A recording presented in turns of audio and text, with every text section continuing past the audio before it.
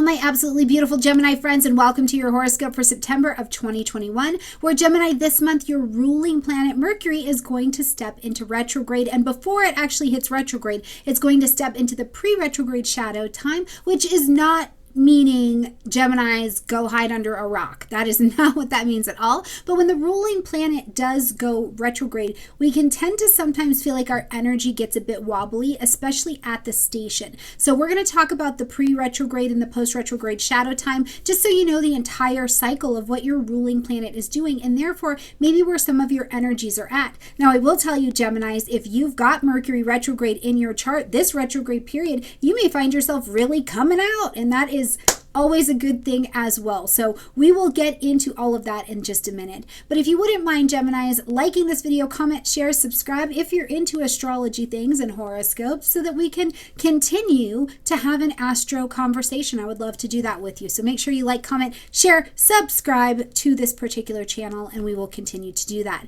And if you have not gone back on your summer break into the YouTube Academy, where you have free astrology classes from teachers around the globe giving you free basic information. If you haven't gone in to check it out during your summer break, please feel free to do so in the Kickstarter YouTube Academy playlist, and we will get back to class and keep moving forward August 30th, okay? All right, Gemini, let's get in here and take a little look around. So first and foremost, on the 6th of this month, we're going to see Mercury step into that pre-retrograde shadow time. So what this means is that a retrograde period is in 4 parts: pre-retrograde, retrograde, direct, post-retrograde, okay? So there's a 4-part series that's happening as we're paying attention to this energy. So in the pre-retrograde shadow time, it's almost like the planet is like packing for vacation, right? It's moving forward, doing daily life. You still got to go to work even before you go on vacation, right? But it's starting to gather information. So on the 6th of September, at 10 degrees of Libra, we're going to see Mercury enter its pre-retrograde shadow time. So you want to pay attention to what's starting to come to your attention, what's starting to happen in your communication around 10 degrees of your chart. Now, Mercury is still packing, but got to go to work, so still moving forward. And we're going to see Mercury take that retrograde at 25 degrees. So between 25 degrees of Libra and 10 degrees of Libra,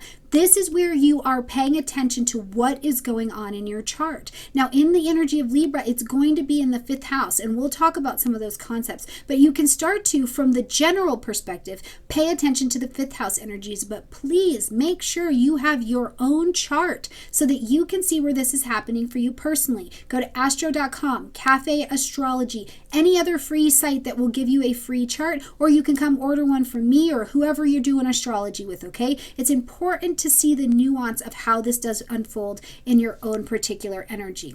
Then we will see Mercury take that retrograde. It will come out of retrograde, and after that, it needs to unpack all of its goodies that it acquired, all of the information and the experience from its retrograde time, and then it will get fully back integrated into normal life November 2nd, okay?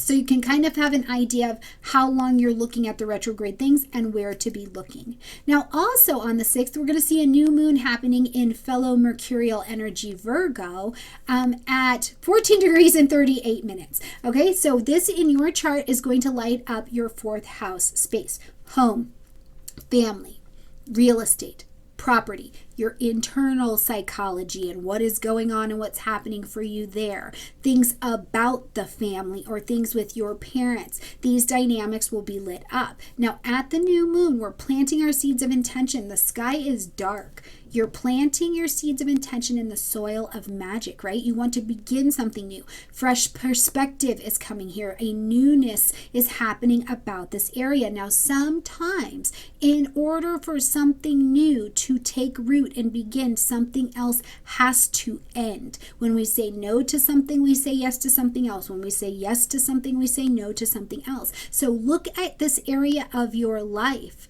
Where is there a newness that you're ready for it to blossom? This moon is in lovely connection with the Uranian energy, and don't worry, you can get all the details about that in the in-depth moon video, but that connection with Uranus at this particular moon gives some new ideas, breaks something out of a rut so that there can be revelation in the area of the home or the family, and things like that, okay?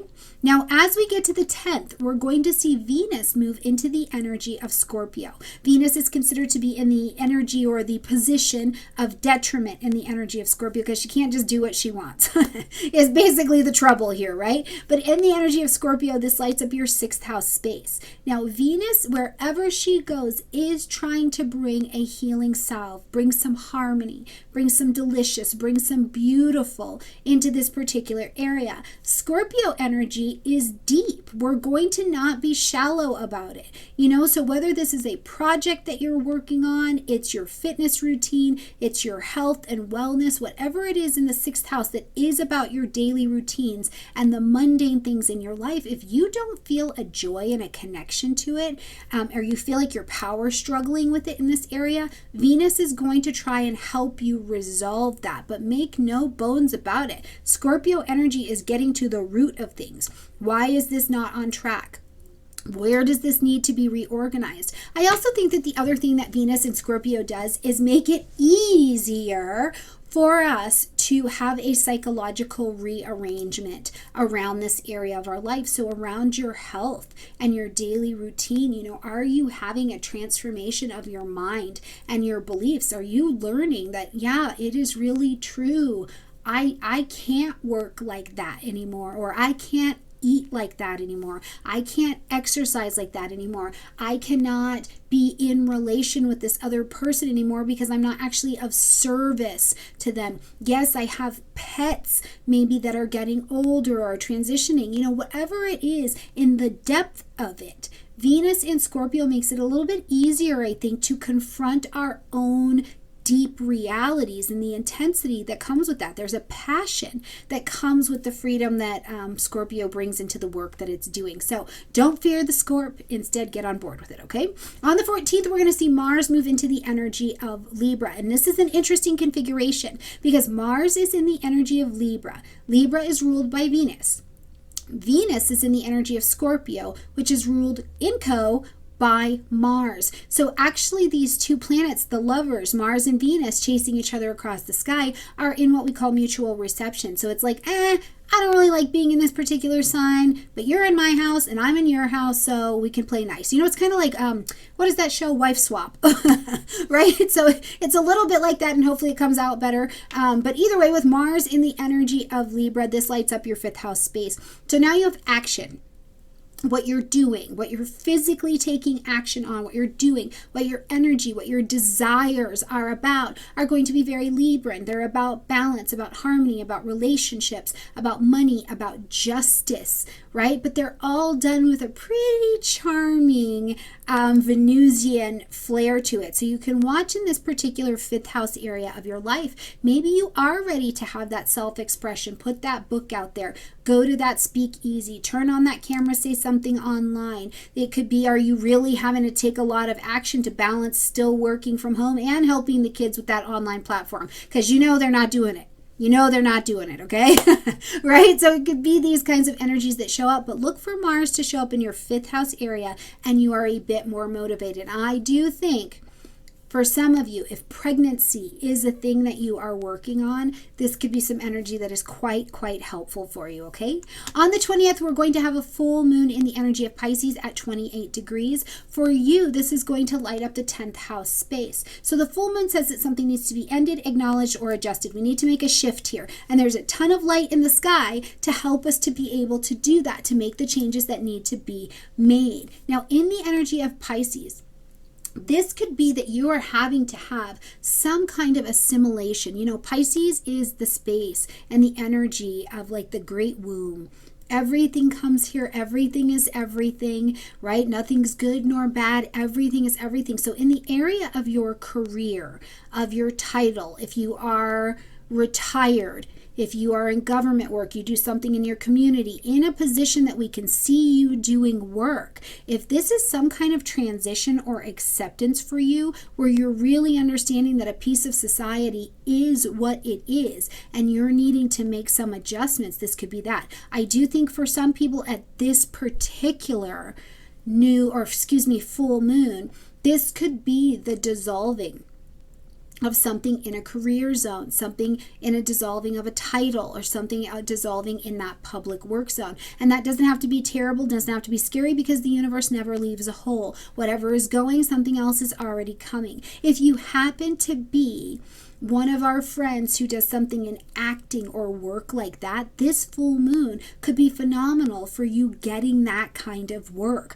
right? Pisces energy are our actors, are people who move between the worlds. So this could be a wonderful energy for you, but definitely know that an ending, acknowledgement, or adjustment is on the way at that full moon. On the 22nd, we see the sun now move into the energy of Libra, so you are motivated. The sun brings light, heat, life, and motivation to the area where it is at, because you're like, ta-da, I want to be seen here. Ta-da, I need to be getting some things done here. So with the sun, Mars, and Mercury in this 5th house position, you are taking action forward. If a romance comes into your life, remember Venus is up there in Scorpio, so if romance comes into your life, I don't think you're playing around. I don't think that it is anything that is like temporary. I think it's something you're taking a little bit more serious. There's a much more intimate connection to your life and to your energy this month, Gemini, and I think you're taking that pretty seriously. And then as we close out this month on the 27th, we're going to see Mercury now step into the retrograde in that 5th house space. Okay, so all of these things that the sun and Mars are working on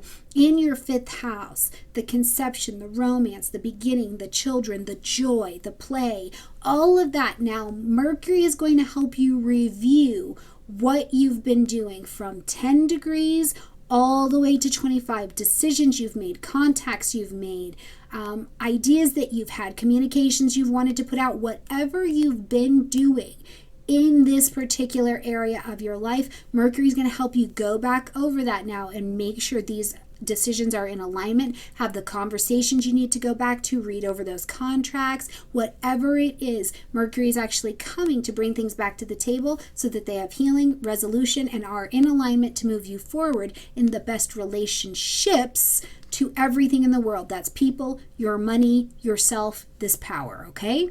So it's an absolutely useful month, Gemini, right? Not everybody is going to have the best month ever. Not everybody's going to have the worst month ever. It will depend on where your alignment is at and where you are in your lessons, and wherever you are at is absolutely perfect. And we know that because it's where you're at. Stop, ground your feet down, learn where you're at so that we can continue this process of evolution.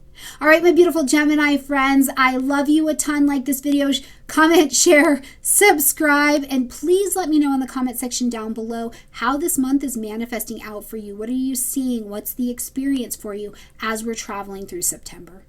All right, my beautiful friends, I love you, and I'll see you next time. Bye, everyone.